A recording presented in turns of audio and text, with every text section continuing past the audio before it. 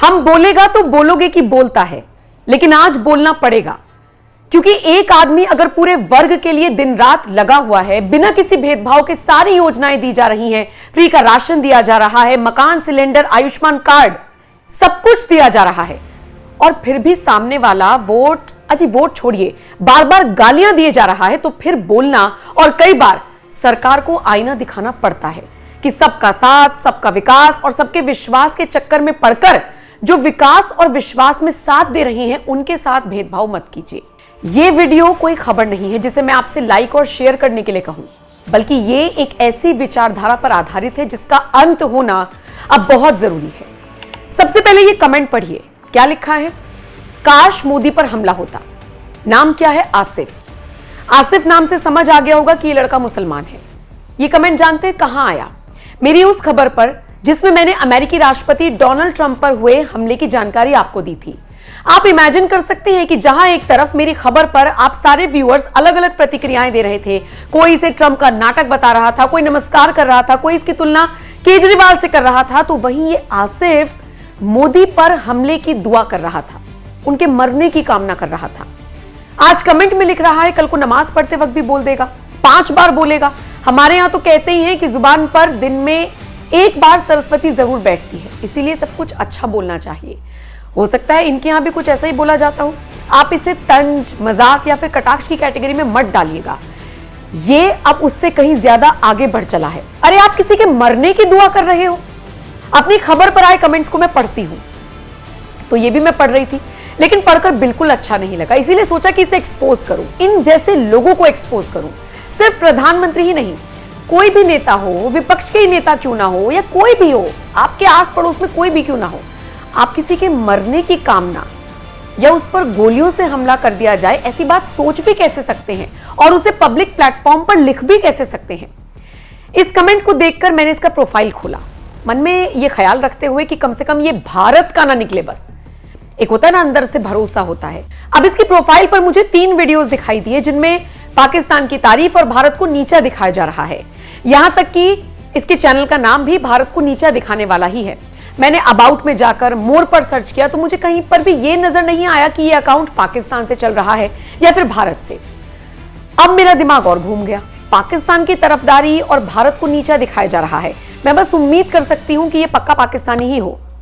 हाँ, लिख देता अपने प्रोफाइल पर, छुपाता ना तो मेरा काम आसान हो जाता। और पाकिस्तानी मियां कैसे भारत से चिढ़ते हैं और भारत का अहित सोचते हैं, उसके नुकसान करने के पीछे पड़े रहते हैं, यह सोचकर मैं तसल्ली कर लेती कि पाकिस्तानी है तो बुरा ही सोचेगा। लेकिन खैर, तो मैंने कई सारे YouTube चैनल्स देखे हैं, सब पर लिखा होता है कि वो किस देश से मैनेज हो रहा है। जैसे अगर आप NMF न्यूज को भी सर्च करेंगे, मोर पर जाएंगे अबाउट में जाके, तो वहां पर भी आपको नजर आएगा कि इंडिया। और ऐसे बहुत सारे अकाउंट्स हैं, आप भी जब अपनी आईडी बना रहे हैं तो उसमें आपको लिखना होता है। लेकिन इसका अकाउंट देखकर लग रहा है कि पाकिस्तानी है, पर मेंशन कहीं भी नहीं है। और आप इसे पाकिस्तानी मान भी लीजिए, लेकिन फिर मैं और कमेंट्स भी आपको दिखाती हूं कि किस किस तरीके के कमेंट्स अक्सर नरेंद्र मोदी को लेकर आते हैं। जैसे, जिंदगी में सिर्फ झूठ बोला है और देश को धोखा दिया है इसने। और नाम आप खुद पढ़ते जाइए कि नाम किस किस नाम से ये ट्वीट हुए हैं। देखिए एक और यूजर ने क्या खुलासा किया। सर, मैं JNU में पढ़ता था। JNU के PhD के स्टूडेंट्स जो कश्मीर से थे, JRF और स्कॉलरशिप मिल रही थी उन्हें, 3 बार यूरोप और 1 बार ईरान भी हो आए सरकारी पैसे पर। वो मुझसे बोलते थे कि अगर मोदी कश्मीर की सड़कों पर सोने से भी वो सड़कें पाट दे, तब भी हम हिंदुस्तानी नहीं होंगे। ये PhD स्टूडेंट्स का आउटलुक है। आपको रेडिकल मुस्लिम्स के अगेंस्ट डिटरेंट एक्शन लेना पड़ेगा, अपीजमेंट करने वाले बहुत हैं। फिर एक लिख रहे हैं कि मोदी जी, आपको कब से मुसलमानों की चिंता होने लग गई? अगर इतनी ही चिंता है तो मस्जिदों के नीचे मंदिर क्यों खोजे जा रहे हैं? मतलब इनकी चिढ़ का, इनकी नफरत का आलम देखिए। मस्जिदों के नीचे मंदिर नहीं खोजे जा रही हैं, जिन मंदिरों के ऊपर ये अवैध ढांचा बना दिया गया है वो हटाया जा रहा है। कोर्ट के आदेश से होता है। ASI के अंडर में कई सारी ऐसी चीजें आती हैं जिनका प्रोटेक्शन एक तरीके से किया जा रहा है, और कोर्ट के आदेश के बाद सारी चीजें होती हैं। लेकिन नफरत का आलम देखिए।